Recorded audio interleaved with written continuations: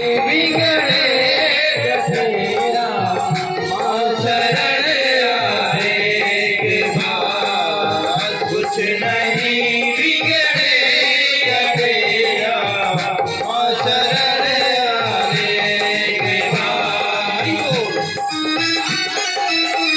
जय हो जय हो।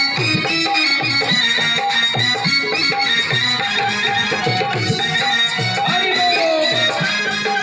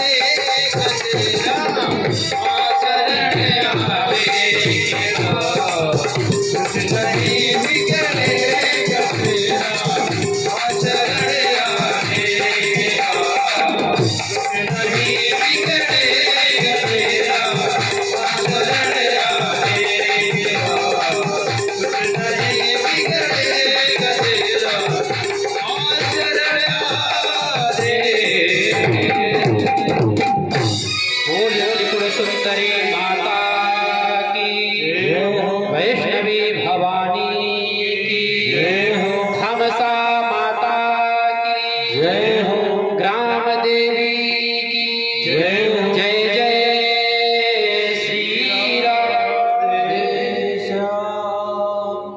अब सूत जी महाराज 88,000 ऋषियों को बहुत सुंदर कथा श्रवण करा रहे हैं कि भगवान श्री कृष्ण को चोरी कैसे लगा और भगवान ने उससे निवृत्ति कैसे प्राप्त किया। सूत जी महाराज बता रहे हैं, वासुदेव महाभागः कथं पुत्रं वाप्तवान् प्रसेनः पुत्र कृष्णेन भ्रमन्तान्वेषितः कथम्। सूत जी महाराज कह रहे हैं, ऋषियों ध्यान पूर्वक श्रवण करो किस प्रकार से वसुदेव जी ने अपने पुत्र श्री कृष्ण को पुनः प्राप्त किया। भगवान 28 दिन घर से गायब हो गए थे, 28 दिन उनका पता नहीं था। इधर घर वाले परेशान हो गए, वसुदेव जी हमारा पुत्र कहाँ चला गया। इस कथा को श्रवण करा रहे हैं ऋषियों। अब आप श्रवण करो यह घटना कैसे हुई, सावधान पूर्वक आप लोग इस कथा को श्रवण करें कि भगवान 28वें दिन अपने घर पहुंचे।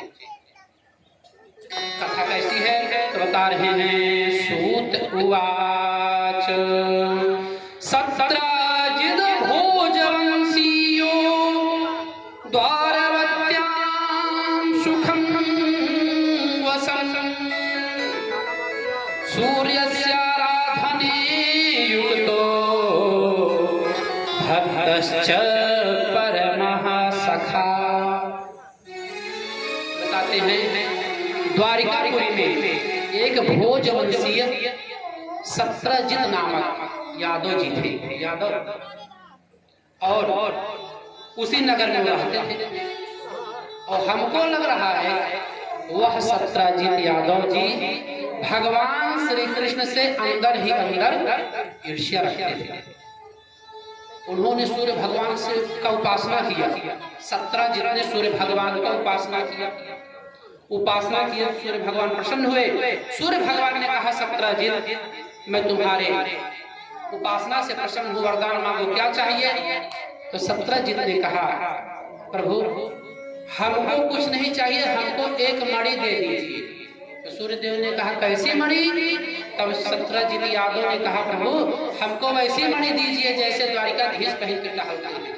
भगवान भी मणि पहनते हैं ना। भगवान श्री कृष्ण के वक्षस्थल पर कौन सी मणि रहती है।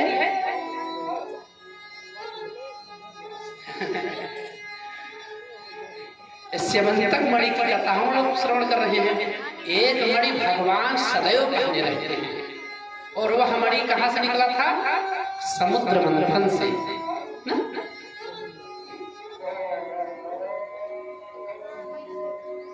और वह मणि किसी धागे में पिरोकर नहीं पहना जाता, वह मणि भगवान के वक्षस्थल पर सदैव लगा ही रहता है। कितना भी भगवान वस्त्र पहन ले, कितना भी वस्त्र पहन ले, वह मणि भगवान के वक्षस्थल पर वस्त्र के ऊपर आ जाएगा अपने आप। उस मणि की महिमा है और उस मणि में कोई छिद्र नहीं है। तो सत्रजित ने कहा, प्रभु हमको वैसा मणि दे दीजिए जैसे द्वारिकाधीश पहन कर रखते हैं। सत्रजित के तपस्या से सूर्य भगवान प्रसन्न हुए। सूर्य भगवान ने कहा, सत्रजित मैं तुम्हें वैसा मणि दे रहा हूँ, लेकिन सत्रजित इस मणि की एक खासियत है, यह मणि 8 भार सोना प्रतिदिन देता है। 8 भार सोना। बताए महाराज, 8 भार सोना मणि ले जाइए, अपने घर पर रखिए, जब कहीं जाना हो धारण कर लीजिएगा। नित्य पूजन तुम करोगे तो इस मणि के द्वारा आपको 8 भार सोना प्राप्त होगा। तो बताएंगे आप 8 भार कितना सोना होता है। तो शास्त्र ने बताया, चतुर्भिर व्रीहिभिर गुंजम गुंजान्यं पंच परम फलम अष्टो धरणमष्टौ च करशंताश्चतुरः फलम चतुर्भिर व्रीहिभिर गुंजम। बोले 4 व्रीहि, व्रीहि मतलब धान, 4 धान का एक गुंजा होता है। 4 धान दीजिए तो उसको एक गुंजा कहेंगे। चतुर्भिः प्रीहिभिर्कुञ्जं कुञ्जान्य पंचपरम फलम। और बताइए, चार चार धान 5 जगह रख दीजिए, उसको कहते हैं एक पड़। चार चार धान 5 जगह रख दीजिए तो कितना धान होगा? 5 चौका 20 धान हुआ ना? तो 20 धान हो गया, लेकिन 20 को एक साथ नहीं रखना है, उसको अलग अलग रखना है, चार चार धान करके। जैसे गाही एक शब्द है अपने यहाँ चलता है ना, तो वैसे इसमें 5 होता था, इसमें 4 है। तो चार चार धान को आप 5 जगह रख देंगे तब एक पड़ हो जाएगा महाराज। और तो बताइए 8 पड़ का एक धारण होता है। अब 5 5 यानी 4 4 धान को 5 जगह, 5 5 पड़ का 8 जगह आप रख दीजिए, एक धारण होगा। और 8 धारण का एक कर्ष। अब वो ऐसे बढ़ता जा रहा है, धान में धान बढ़ता जा रहा है, और 8 कर्ष का एक पल और 100 पल की एक तुला, इतना सोना प्रतिदिन देता था। मणि की विशेषता, भगवान सूर्य ने 17 जिन प्रदान किया, स्यमंतक मणि, ले जाइए पूजा करिएगा, 8 भार सोना देगा। और 20 तुला का एक भार होता है, तुला मतलब तोला, वही जो हम आप जानते हैं, 20 तोले का एक भार। 20 तोला समझ लीजिए, डेली उनके घर आता था। तो सूर्य भगवान से जब मणि सत्रजीत यादव पाए तो गले में धारण किए और धारण करके चल दिए। कब सबसे पहले उन्हीं को दिखाऊंगा जिनके पास में मणि है, भगवान के पास में मणि थी।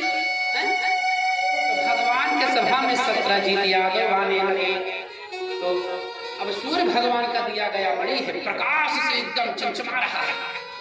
सत्रजीत ने अपने वक्त छस्तर पर धारण किया, लग रहा है कि सूर्यदेव स्वयं चले आ रहे हैं भगवान की सभा में।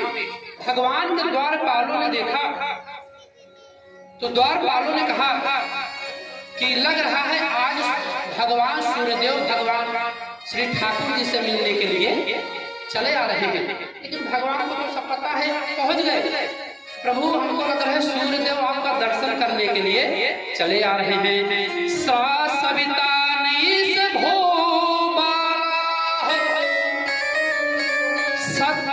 जन्मणिना ज्वलम स्यमन्तकेन चायाति भास्वतेन भास्वता।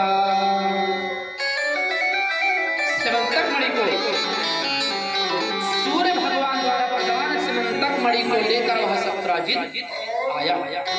भगवान ने कहे सेवको, वो सूर्य भगवान नहीं, तो सत्रजीत यादव है जो अपने नगर में रहते हैं, आए भगवान को तो दिखाना तो वही था, मणि अपना मणि दिखा रहे हैं, क्योंकि उनको था कि इनके पास में भी मणि था, हमने भी प्राप्त कर लिया ना। जैसे किसी के पास में गांव में गाड़ी हो और पड़ोसी का उससे चली चला अच्छे से हो, और खुदा न खास्ता बगल वाला पड़ोसी भी गाड़ी ले ले, तो क्या करेगा पता है? 4 बार उन्हीं के द्वार से दौड़ेगा गाड़ी लेकर। देख लो, उन्हें भी गाड़ी ले लिया। और जब तक लोग पूछेंगे नहीं तब तक शांति मिलने वाली नहीं है। आज सत्रजीत जब कंठ मणि को धारण किया, भगवान की सभा में पहुंच गया। भगवान अपने सुधर्मा नामक सभा में बैठे थे। सत्रजीत का सत्कार हुआ तो सेवकों ने कहा, सत्रजीत यह मणि आप द्वारिकाधीश को दे दो, क्योंकि भाई द्वारिकाधीश यहाँ के राजा हैं। तो सत्रजीत ने कहा, नहीं, यह मणि हमने तपस्या करके प्राप्त किया है, हमारी मणि है, हम अपने पास में रखेंगे। सेवकों ने कहा, सत्रजीत इस मणि से 8 भार सोना प्राप्त होगा, और 8 भार सोना राज्य के कार्य में लग जाएगा, राज्य को उसमें बढ़ेगा, तो प्रजा का पालन पोषण अच्छे से होगा। और चाहिए भी, यदि राज्य में कोई धन में ज्यादा बढ़ता है तो देखिए सरकार टैक्स लगा देता है। टैक्स का मतलब यही है कि इतना धन आपके पास में ना हो जाए कि कल आप सरकार के खिलाफ खड़े हो जाए। इसीलिए सरकार टैक्स लगा देता है कि हमको भी देते रहिए, कुछ आप लीजिए कुछ हमको दीजिए।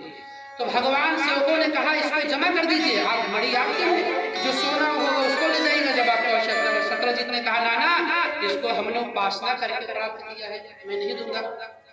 आ गया अपने घर। हुआ क्या? समय बीता, जब कहीं जाता तो मणि को धारण कर लेता।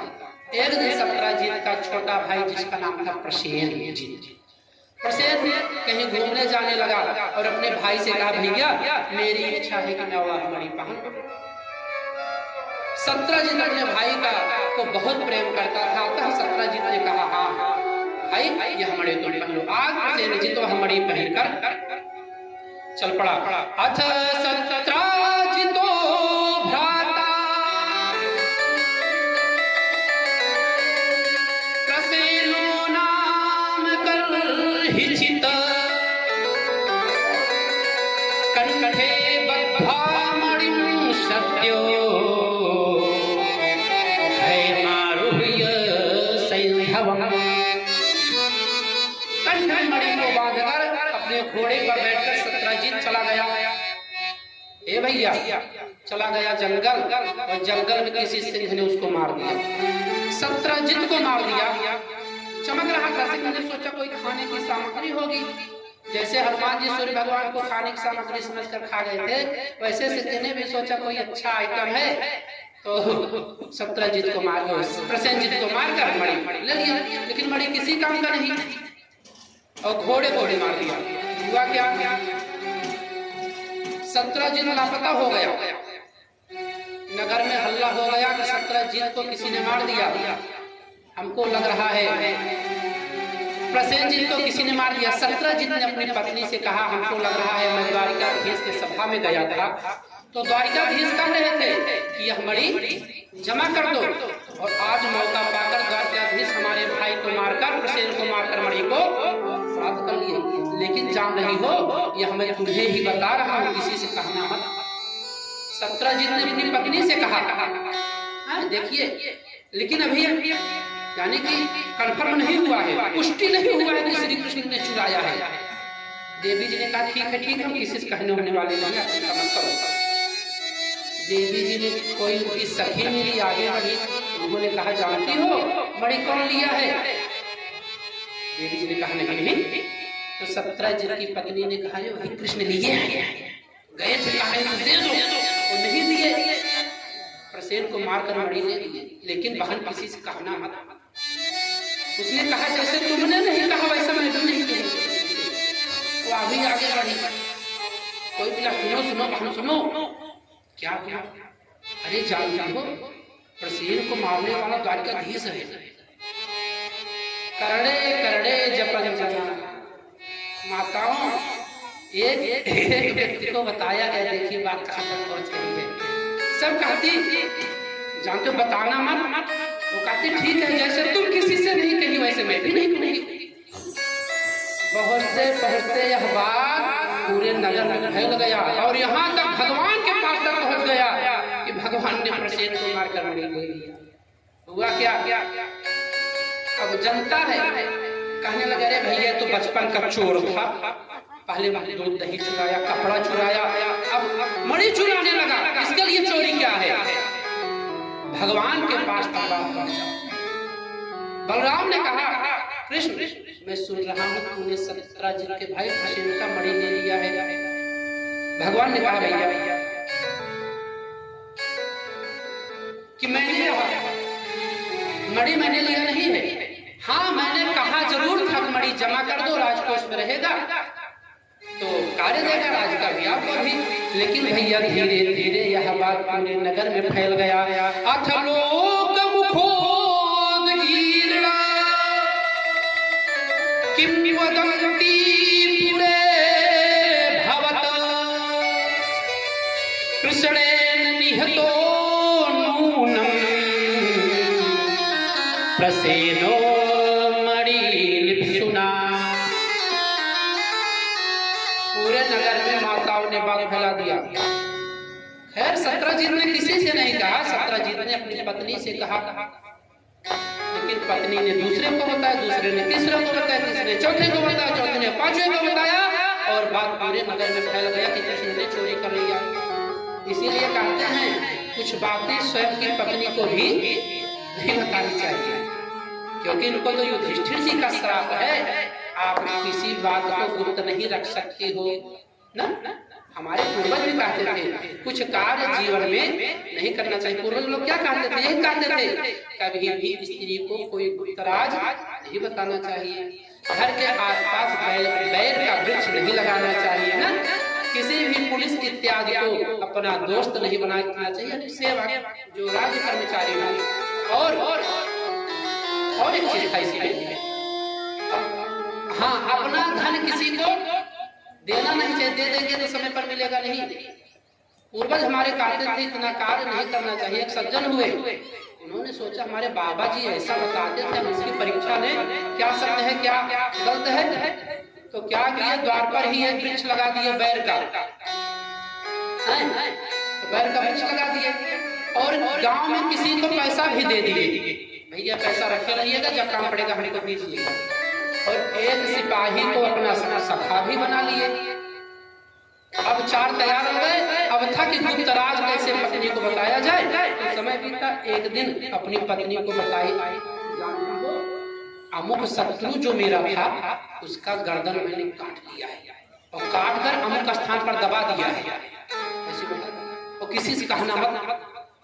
ये भैया अपनी पत्नी थी, एक दिन भी नहीं बीता, बता अपनी सखी को जानती हो, फलाने जो हमारे यहाँ जिनका झगड़ा चल रहा था ना, उनका गटई उतार लिया गया है और ले आकर एक से एक बात हो गई। अब आगे बढ़ा, ऐसे ऐसे बात गांव में पहुंच गए, थाने तक बात पहुंचा। वही मित्र आया जो उनका सखा सिपाही था पकड़ने के लिए। सिपाही आए तो सोचे कुछ पैसा कौड़ी देकर मामला रफा दफा कर ले। तो हुआ क्या, पैसा मांगने गए, जिसको दिए तो उन्होंने कहा भैया हमारे पास पैसे नहीं है, कहाँ से दे। फिर बात सब बोली। अब होना क्या था, तो घर पड़ते सिपाही आए पकड़ने के लिए, सोचे भाग ले। तो जैसे भागे वैसे वैसे पैर वाले वृक्ष में फंस गया कपड़ा, पकड़े गए। तो पकड़े गए तो पूरी घटना को सत्य बता दिए कि ऐसी बात है, हमने इस बात को सत्य जानने के लिए ऐसा कर्म किया था। इसीलिए शास्त्र ने कहा है कुछ बात अपनी पत्नी को भी नहीं बताना चाहिए। आज सत्रजीत ने बताया और बात पूरे नगर में फैल गया। बलराम ने कहा कृष्ण तुम्हारे ऊपर कलंक लगा है, अतः अब तुम्हें इस कलंक को मिटाने के लिए सेवकों को लेकर भगवान चल पड़े और खोजते खोजते सेवक पहुंच गए जंगल में। जंगल में पहुंचे, क्या है देखते हैं। सबसे पहले प्रसेनजीत का शरीर मिला।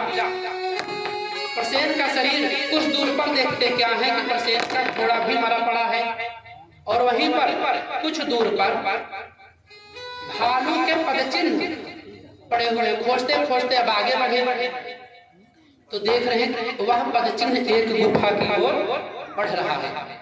गुफा के द्वार पर गए, खड़े हो गए।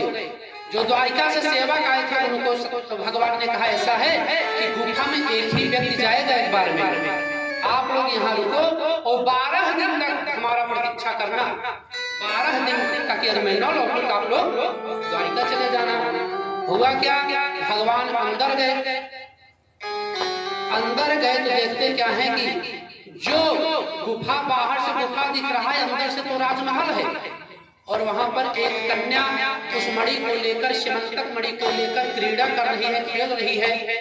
भगवान मणि के तरफ बढ़े, तुरंत उस कन्या का पालन पोषण करने वाली धाया, मतलब उसकी रखवाली करने वाली, पालन पोषण करने वाली धाया चिल्ला पड़ी और जैसे चिल्लाई वैसे जामवंत जी दौड़े दौड़े आए, भगवान के ऊपर कूद पड़े। न पूछे न कुछ, डायरेक्ट चालू युद्ध। भगवान से युद्ध प्रारंभ हुआ। 1 दिन 2 दिन 3 दिन 4 दिन 12 दिन बीत गया। 12 दिन बीता, तब अब द्वारिकावासी ने सोचा, भगवान ने कहा था 12 दिन बाद आप लोग द्वारिका लौट जाना। तो समस्त द्वारिकावासी अयोध्या लौट आए, द्वारिका लौट आए और लौट कर आकर पूरे वृत्तांत को बताते हैं। वसुदेव जी द्वारिका में सभी लोग चिंतित हो गए। भगवान ने कहा कि अब क्या किया जाए कि कृष्ण वापस आ जाए। उसी समय वहां पर नारद जी आ गए। नारद जी आए, नारद जी ने कहा, अरे वसुदेव जी आप चिंता क्यों कर रहे हैं, आप अम्बा यज्ञ कीजिए, अम्बा मत कीजिए, देवी जी का अर्चन कीजिए।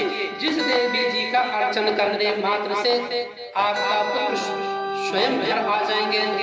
नारद जी ने कहा, पुत्र प्राप्त श्रेष्ठ देवी आराधाय अंबिका तस्य आराधने नैव सद्यः श्रेयो हयवस्यसे। नारद जी ने कहा कि वसुदेव जी अब आप देवी जी का उपासना कीजिए। वसुदेव जी जैसे कहे देवी जी की उपासना, वसुदेव जी ने कहा, हाँ हाँ ऋषिवर, ये देवी जी ही मेरे पुत्र को वापस लाएंगे। भगवन का हिसा देवी किम प्रभाव ईश्वरी कथमाराधनम तस्य देवर से कृपया बद। वसुदेव जी ने कहा, नारद जी अब आप हमें देवी जी के यज्ञ का विधान बताइए, यज्ञ को कैसे और कब किया जाए। तो नारद जी ने कहा, वसुदेव जी अब आप देवी जी के चरण में अपने मन को लगाएं और नावाह विधि के द्वारा 9 दिन के लिए नावाह विधि के द्वारा श्रीमद् देवी भागवत महापुराण को श्रवण कीजिए। नवरात्र विधानेन संपूज्य जगदम्बिका नवाहोऽभिपुराणं च देव्या भागवतं शृणु। नारद जी ने कहा, वसुदेव जी अब आप 9 दिन का यज्ञ कीजिए। 9 दिन में भगवती का मंगलमय पूजन करिए, पाठ करवाइए आचार्यों के द्वारा, जिससे आप पुत्र जल्द ही वापस आ जाएंगे। जब ऐसा कहे तब वसुदेव जी को याद आ गया, अरे महाराज यही यज्ञ तो हम किए थे एक बार पूर्व में। नारद जी ने कहा, कब? तब वसुदेव जी बता रहे हैं, अरे ईश्वर आपने बहुत अच्छा बताया। जब हम और देवकी दोनों कंस के कारागार में बंद थे, तब कंस हमारे एक पुत्र को मार रहा था ना, एक पुत्र को मार, 6 पुत्रों को कंस ने मार दिया और गर्भ में 7वां आने वाला था। तब हमने अपने गुरु गर्गाचार्य जी से कहा, हमने गर्गाचार्य जी को बुलाया। हम तो जा नहीं सकते थे, हम जेल में बंद थे। गर्गाचार्य जी को हमने बुलाया और गर्गाचार्य जी के चरणों में अपने सिर को रखकर हमने कहा, हे गुरुदेव, कंस हमारे 6 पुत्रों को मार चुका है और 7वां भी गर्भ में आने वाला है। कृपा करके कुछ आप ऐसा उपाय करें जिससे हमारा पुत्र बच जाए। अरे महाराज, तब गर्गाचार्य जी ने हमारे लिए देवी जी का यही यज्ञ किया था। गर्गाचार्य जी विंध्य पर्वत पर आए। कहां से? मथुरा से आ गए अपने विंध्याचल। विंध्य पर्वत पर आकर माता जी को प्रसन्न करने के लिए, वसुदेव जी के पुत्रों की रक्षा के लिए गर्गाचार्य जी ने देवी जी का यज्ञ किया। तब हमारे पर जाकर बचे। गर्गाचार्य जी ने बताया, वसुदेव जी ने बताया, नारद जी तब जब यज्ञ संपन्न हुआ तब आकाशवाणी हुआ तो देवी जी ने स्वयं कहा, ततः समाप्ते नियमे वाग्वाचा शरीरिणी प्रसन्नाहं मुने कार्य सिद्धिस्तव भविष्यति। अरे ऋषि, उस समय आकाशवाणी हुआ और आकाशवाणी सभी को सुनाई दिया। माता जगत जननी जगदम्बिका ने बताया, भूभार हरणाय माया संप्रेरितो हरि वसुदेवस्य देवक्यां स्वांसेनावतिष्यति।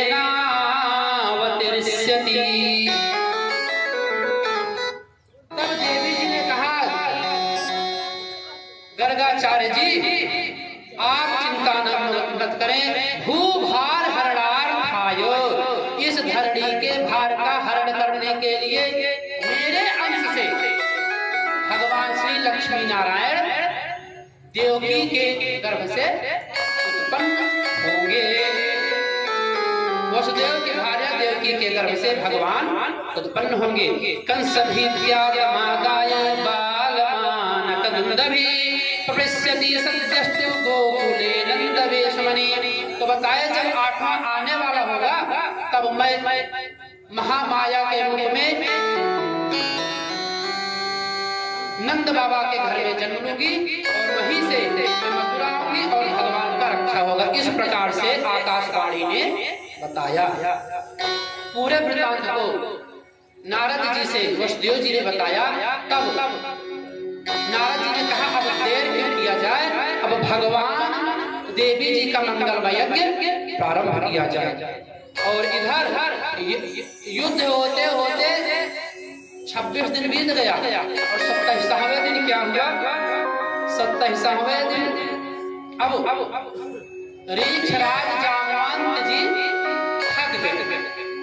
तब उनको एहसास हुआ यह तो कोई साधारण पुरुष नहीं है कि जो हमसे आज 27 दिन तक युद्ध कर रहा है। भागवत जिनमें वर्णन आया युद्ध 27 दिन चला और देवी भागवत में वर्णन आया युद्ध 28 दिन चला। रीछराज जामवंत ने भगवान को पहचान लिया कि अब आप यह बताइए कि आप हो कौन। तब भगवान ने कहा आपने हमको बताने का तो मौका नहीं दिया कि मैं बताऊं। मैं जैसे पहुंचा हमारे ऊपर कूद पड़े और युद्ध चालू हो गया। आप पूछे होते कौन हो, कहां से आए हो, काम क्या है, तब मैं बताता। रीछराज जामवंत ने कहा आप हमारे भगवान हो, क्योंकि ब्रह्मा के इस सृष्टि में कोई ऐसा नहीं है जो मेरे भगवान के अलावा मुझसे इतने दिन तक युद्ध कर सके। तब भगवान श्री कृष्ण ने बताया गया श्री कृष्ण द्वारिकावासी द्वापर में इस युग में श्री कृष्ण के अवतार में जन्म लिया हूँ और उसी स्थान पर भैया भगवान श्री कृष्ण ने रीछराज जामवंत को रामावतार का दर्शन कराया। रीछराज जामवंत प्रसन्न हुए तो भगवान ने कहा मैं मणि लेने आया। तो जामवंत ने कहा प्रभु मणि तो मैं अपनी कन्या को दे चुका हूँ, अपनी कन्या को दे चुका हूँ और अब कन्या को दिया गया वस्तु लिया जाता नहीं है। प्रभु यदि कन्या से लेना है तो कन्या भी ले जाएगा। भगवान बड़े संशय में पड़े कि अब भालू की बिटिया तो भालू ही होगी, लेकिन कलंक लगा है, कलंक मिटाना है। तो कहे ठीक है भैया चलिए दीजिए अपनी कन्या। तो कन्या को दान कर दिया, मणि दहेज में दे दिए जामवंत। और रीछराज जामवंत लगिए भगवान आज हाथ में जामवंती को लेकर आ रहे हैं भालू। कहीं कहीं पर वर्णन आया है शास्त्रों में कि भालू की पुत्री थी, भालू के समान, लेकिन कहीं कहीं पर वर्णन आया भालू की पुत्री तो थी लेकिन भालू के समान नहीं थी। तो भगवान आज जामवंती को लेकर चल पड़े द्वारिका के। आज एक मदारी एक भालू को लेकर द्वारिका के लिए चल पड़े। तो भगवान ने सोचा अब जामवंती को लेकर मैं द्वारिका पहुंचूंगा तो लोग कहेंगे इनको कोई विवाह करने वाला मिला नहीं, एक पत्नी घर में पहले से थी, एक और लाए वो भी भालू। तो भगवान बड़े चिंता में पड़े, सोचे कुछ उपाय करें। तो जामवंती जी को नगर के बाहर ही रोक दिए और पहुंच गए नगर में। और इधर माता रुक्मिणी के कक्ष के पास पहुंचे और दरवाजे को खटकाए। देवी आज मैं तुमसे भी सुंदर वस्त्र लेकर आया। माता रुक्मिणी ने कहा जाओ ठीक है, मुझसे भी सुंदर नहीं मेरी तरह हो जाए। तो आज जामवंती जी भालू की वेश में आज रुक्मिणी जी की तरह सुंदर हो गई। भगवान ले आकर मणि 17 जीत को दिए। 17 जीत यह तुम्हारी मणि मैं नहीं चोरी किया था, यह मणि तो जामवंत जी के पास मिला था और प्रमाण के लिए मैं जामवंत जी की पुत्री को भी लेकर आया हूँ। मुझ पर विश्वास न हो तो जामवंत की पुत्री से आप पूछ सकते हो। इस प्रकार भगवान उस कलंक से भगवान को छुटकारा प्राप्त हुआ। सूत जी महाराज कहते हैं, ऋषियों, इधर वसुदेव जी नारद जी ने वसुदेव जी को नवाह यज्ञ करवाया, श्रीमद् देवी भागवत का कथा श्रवण कराया, और उसी के फलस्वरूप भगवान श्री कृष्ण वापस द्वारिका लौटे। इस मंगलमय कथा को सूत जी महाराज ने 88,000 ऋषियों को श्रवण कराया। अभी महात्मा में और भी कथाएं हैं, लोपामुद्रा इत्यादि की कथा है, सुद्युम्न राजा की कथा है। ये जंगल गए तो पुरुष थे, स्त्री बन गए। इस कथा को हम लोग कल श्रवण करेंगे। एक पुरुष कैसे स्त्री बन गया, फिर बहुत तपस्या किए, शंकर जी को प्रसन्न किए, तो उनको ये हो गया 6 महीने स्त्री हो गए, 6 महीने पुरुष, तब भी संतुष्टि नहीं हुआ। भाई अब देखिए ऐसा है, कोई जन्म से पुरुष हो और स्त्री बन जाए तो दुख की बात। तो सुद्युम्न राजा देवी जी का यज्ञ किए, देवी जी ने प्रसन्न होकर उनको पुरुषत्व प्रदान कर दिया। इस कथा को हम लोग कल श्रवण करेंगे। अस्यमंतक मणि की कथा को हम लोग श्रवण किए। कहते हैं अस्यमंतक मणि की कथा ऐसी है, जो भी भाद्रपद चतुर्थी की चंद्रमा का दर्शन कर लेते हैं उनको शास्त्र ने कहा है कलंक लग जाता है, क्योंकि भाद्रपद चतुर्थी के चंद्रमा को साफ दिया है गणेश जी ने। गणेश जी ने साफ दे दिया था, इस दिन जो तुम्हें देखेगा उसे कलंक लग जाएगा। कहीं महाराज कैसे, इसकी कथा भी 2 मिनट में सुन लीजिए, फिर आरती करेंगे हम लोग। कथा ऐसा है, एक बार गणेश जी कैलाश का भ्रमण कर रहे थे। अब कैलाश का भ्रमण कर रहे थे, पेड़ तो गणेश जी का पता ही है कैसे है, मुख भी कैसा है, बैलेंस बिगड़ गया, गणेश जी गिर गए तो चंद्रमा ऊपर से हंसने लगे। तो गणेश जी ने कहा, आपको अपने स्वरूप पर बहुत घमंड है ना, तो मैं तुम्हें श्राप देता हूँ, आज के दिन जो तुम्हें देखेगा वो कलंकित हो जाएगा। वही गणेश जी ने चंद्रमा को श्राप दे दिया कि भाद्रपद चतुर्थी के चंद्रमा को जो देखता है उसको कलंक लग जाता है। तो तय महाराज मान लीजिए किसी कारणवश हम देख ले, तब क्या करें? तो बताए कि उस कलंक को मिटाने के लिए आप स्यमंतक मणि की कथा को श्रवण करें। हरि चरितमिदं यत् कीर्तितं दुर्योषधं पठत विमल भक्त्या शुद्ध चित्तिः शृणोति स भवति सुखपूर्णा सर्वदा सिद्धकामो जगति चावपुषोऽन्ते मुक्तिमार्गं लभेच्च। जो इस कलंक को मिटाना चाहे वह स्यमंतक मणि की मंगलमय कथा को श्रवण करे, जिसमें भगवान ने स्यमंतक मणि को खोजा और ले आकर 17 जिलों को प्रदान किया। इसी प्रकार सूत जी महाराज ने कहा, ऋषियों, भगवान को कलंक से मुक्ति प्रदान हुआ। और आगे भगदेवी जी की बहुत महिमाएं, अब हम लोग तो 8 दिन सुनेंगे, आज एक दिन बीत गया, 9 दिन का यज्ञ है, बहुत महिमा है। नवरात्र व्रत को कैसे करें, पूजन कैसे करें, देवी जी का पूजन कितने प्रकार से होता है, यह सब कथाएं हम लोगों को श्रवण करना है। माता जी का अवतार कैसे हुआ, माता जी ने सृष्टि किया, सृष्टि का पालन पोषण संहार करने के लिए किन किन देवताओं का माता जी ने जिम्मेदारी सौंपी, यह सब कथाएं हम लोग श्रवण करेंगे। कल से समय अनुसार सभी लोग कथा में पधारेंगे, क्योंकि आज तो प्रथम दिवस था इसलिए विलंब हो गया। और कोशिश करा जाएगा कि 2:30 बजे प्रारंभ हो जाए, 2:30 पर, और फिर चलता रहे, समय से विश्राम कर दिया जाए, क्योंकि ज्यादा सुनना भी नहीं चाहिए। कहते हैं खाओ उतना जितना पचा लो, और सुनो इतना जितना सुन लो। ज्यादा खाओ पचा ना पाओ, आजीर्णम भोजनम विषम, ज्यादा खाने से भोजन विष हो जाता है ना, और ज्यादा सुनने से भी गड़बड़ है। इसलिए उतने सुनाया जाए जितना आप लोग भाव और श्रद्धा के साथ बैठकर सुने, नहीं तो मोबाइल चलाने लगते हैं कितने लोग पैरे फैला के बैठ जाते हैं भगवान की तरफ ना, नाना प्रकार का व्यवधान आता रहता है। तो उतना हम लोग करेंगे जितना संगठित। कल से समय अनुसार नियम आपको सब पता है। यज्ञशाला में माता जी का वेदी बना हुआ है, वहाँ पर प्रतिदिन सायंकाल और प्रातः काल से पूजन होगा। कल से माता जी का प्रतिदिन सहस्त्रार्चन भी होगा आचार्य जी के द्वारा, नित्य प्रति अलग अलग द्रव्यों के साथ में, किसी दिन पुष्प से, किसी दिन मखाना से, किसी दिन काजू से, बादाम से, इस प्रकार से नाना प्रकार के द्रव्यों से माता जी का सहस्त्रार्चन किया जाएगा। और प्रतिदिन एक कन्याकुमारी का वर्ण और एक ब्राह्मणी का वर्ण और 2 ब्राह्मण का वर्ण हो ही रहा है।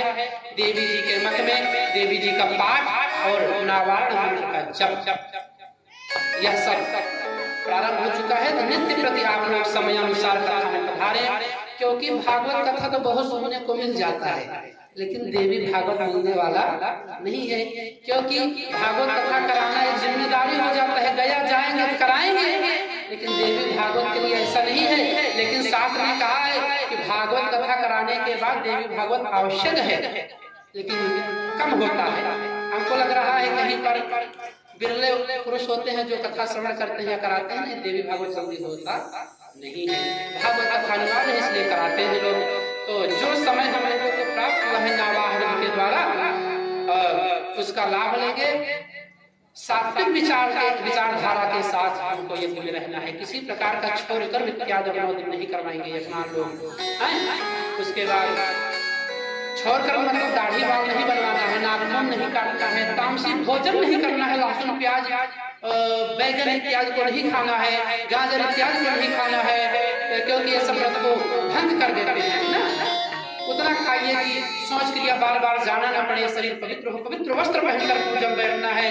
जो वस्त्र पहनकर आप भोजन करने उस वस्त्र को आप पहनकर पूजा में नहीं बैठेंगे। सब पवित्रता है। इस सब का ध्यान रखते हुए समय अनुसार यहाँ पर पधारेंगे और पधार कर माता जी का मंगल में कथा श्रवण करेंगे। बहुत कथाएं भी है, 18,000 श्लोक है। इन सब कथाओं को हमको श्रवण करना है। आइए 2 बार भगवान का पावन नाम, उसके बाद आरती और बोल अम्बे मातु की जय हो, त्रिपुर सुंदरी माता की जय हो, ललिता परांबा की जय हो। जय जय श्री राम,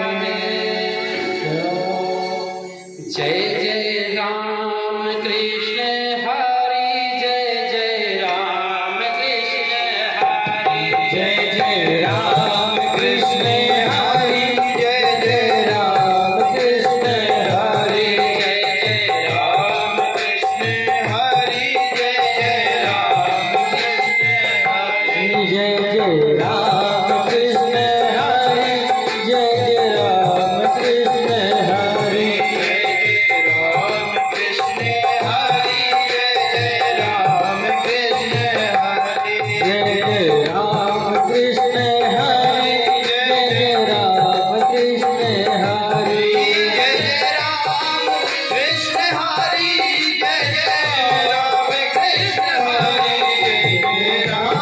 कृष्ण हरि